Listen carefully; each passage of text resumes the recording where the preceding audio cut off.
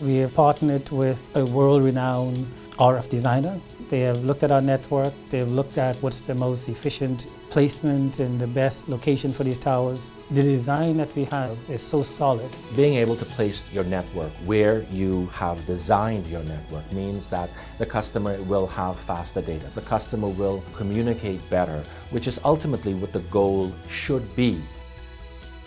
We are ready. Turn us on. Bamboo Town MP Renward Wells reveals he too is considering quitting the Progressive Liberal Party. The Public Hospitals Authority upset over a high school student's despicable prom entrance. Police take to the streets to reach out to one crime-ridden community. Plus, a young woman takes the top spot in a weight loss competition. We've got those stories and more coming up tonight. I'm Dana Smith, and NV12 starts right now.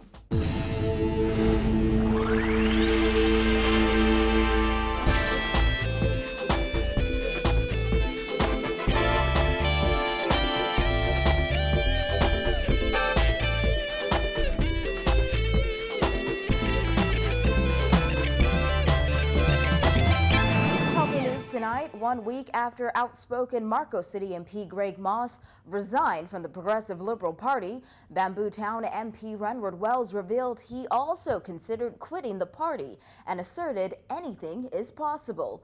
Wells said he fully supports Moss's decision and has often been accused of colluding with Moss and Fort Charlotte MP Dr. Andre Rollins. The PLP MP said party officials warned him against being a wannabe Rottweiler and that another party nomination is not guaranteed. However, he said his fate is in the hands of no man. Vonnie Toot reports.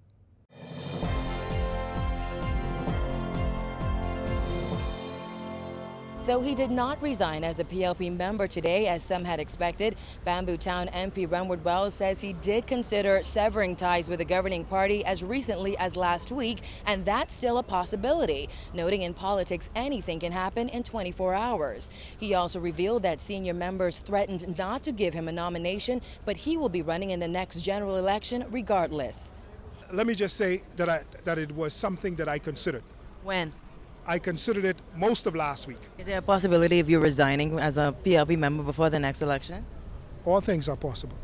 It seems as if you... And I'll leave that there. So do you still support your leader? All things are possible. I will leave that there. Questions about Wells' future in the Progressive Liberal Party arose after Marco City MP Greg Moss resigned from the PLP last week. During his passionate contribution to the budget debate in Parliament today, Wells said a senior PLP member warned him he might not be renominated for the Bamboo Town constituency after he supported the call by Fort Charlotte MP Dr. Andre Rollins for a select committee to probe the Rubis bill. And the fella said to me,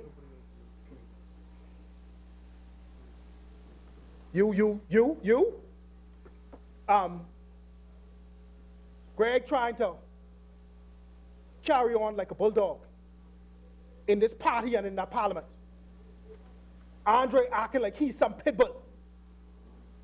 And you was a wannabe Rottweiler. All of y'all. Who said that? All of y'all get on like dogs, but you all in the pot cake. Wells said, then came the threat. Because the gentleman then came and said, you know, meetings have happened and you ain't getting no nomination. And I see the stuff in the press. Mr. Speaker, let me say it for the record. Mr. Speaker, my fate, my FATE, is not in the hands of any man. My all group of men and women, my FATE is in the hand of God, Mr. Speaker, in whom I put my FAITH, my faith. Despite this, Wells suggested he hasn't completely lost hope in the PLP and isn't quite ready to resign. However, he told reporters outside the House of Assembly he intends to run as a candidate in the next general election with or without a nomination from the PLP. I will run in the 2017 general elections, whether I am nominated or not. Plain and simple. Were you threatened that you would not get a nomination? Well, you know, I said it in there. I said it in there. Threaten you? I said it in there. Who threatened you? I said it in there. They know. But we don't know. But at the end of the day, you know, you do have a member of the Progressive Liberal Party who's been quoted Mr. Valentine Grimes, and saying Fort Charlotte will not receive a nomination, and I mentioned in the piece. Wells said he has often been accused of being in collusion with Rawlins and Moss, who have both spoken out against a number of government policies. However, he said it is not a matter of collusion, but a matter of convergence of convictions on critical issues. For that reason, he said he fully supports Moss's decision to quit the PLP. I, Renwood Ricardo Wells, fully support. Say it again. I fully support. Say it loud and clear.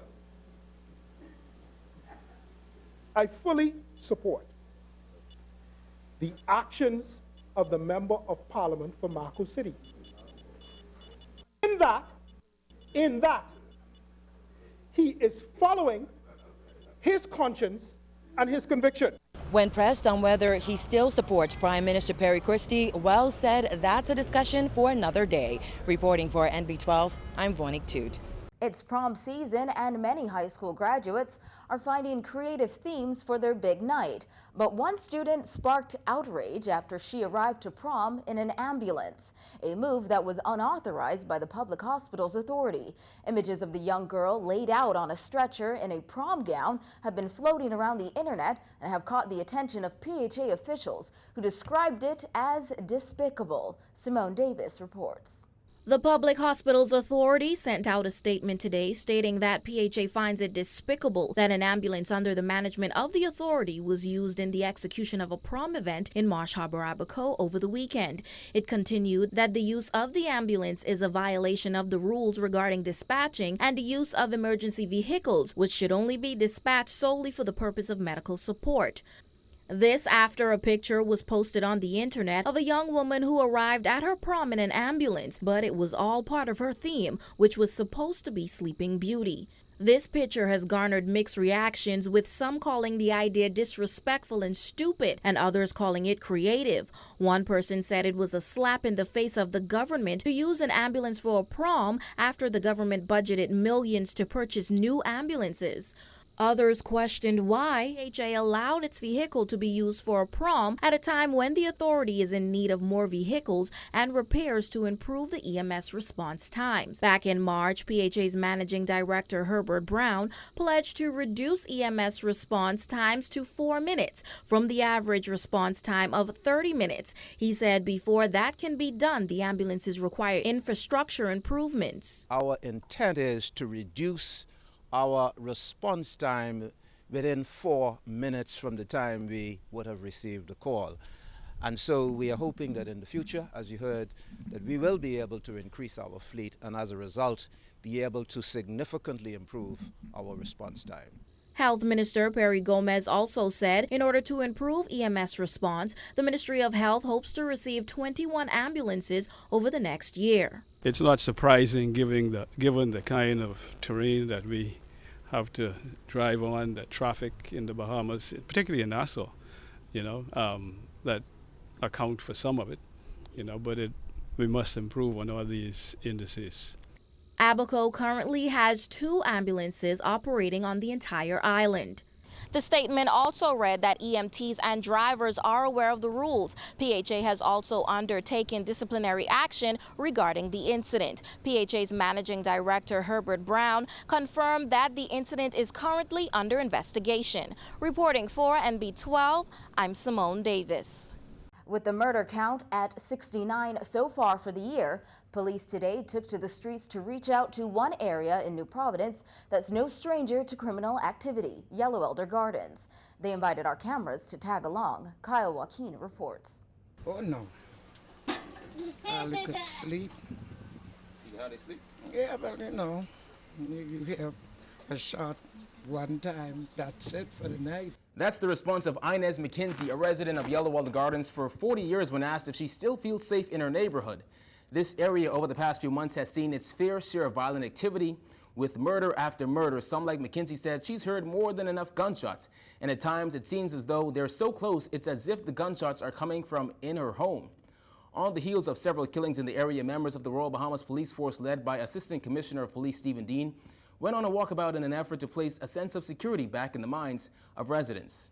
Mr. John Ferguson here is a retired carpenter. He's been living in this area for 26 years. And he said over that 26-year span, he's noticed the community change, but for the worst. No change for the worse. I didn't even know it was this terrible, that yellow area, you know. I didn't know it was bad area. How do you feel about living in Yellow Well nowadays? Well, I feel all right because I'm on God's side. I'm protected by God. Then there are some like Reverend LOZIER ROKER who said she witnessed the buildup of Yellow Well Gardens decades ago, but a lot of people, she said, moved out and placed their homes on rent. And now she said she doesn't know who lives in the area, and what she's seen so far is totally different from the quiet community she once knew. The adults were children when I came through here. And I taught a number of them at Yellow Well, the primary school. So that respect for people and property was there. But now that the new generation came along, there's not much respect. You know, and a lot of persons have moved away and the houses are rented. So actually sometimes you don't even know who's living in those houses. Then it was on to the demolition of this abandoned house that police believe was the hangout spot for vandals. Police also tore down an abandoned building in the area, one that several residents said they're glad to see destroyed because of the type of people who hung in and around it. One resident said since the house was burned 6 years ago, living next door has been a nightmare as she now finds herself looking over her shoulder to get in her house, and once she's inside, she still can't sleep. That place is dark and you could hear people in there, or you could feel the movement of, you could feel the eyes watching you. So what I have to do is let my daughter get out, get to the door, open the door, and her dash in. So tonight I can sleep peaceful. I don't want to be scared. It's not safe. It's not safe. But I think this year should change things. Dean says police know it's not just the Yellow Well Gardens area that criminals frequent, which is why over the coming weeks, police will carry out a number of exercises in various communities unannounced. So this is just phase one. So they will see a sustained effort. Residents in Yellow Well should feel safe. They should feel free. They should feel good. Their children should be able to run around in communities. We want to provide that kind of environment for them, as we are mandated to do as law enforcement. But we realize we cannot work in isolation. So we have a number of troops will be in these areas. Reporting for NB12, I'm Kyle WALKINE. There's more news after the break, so stay with us.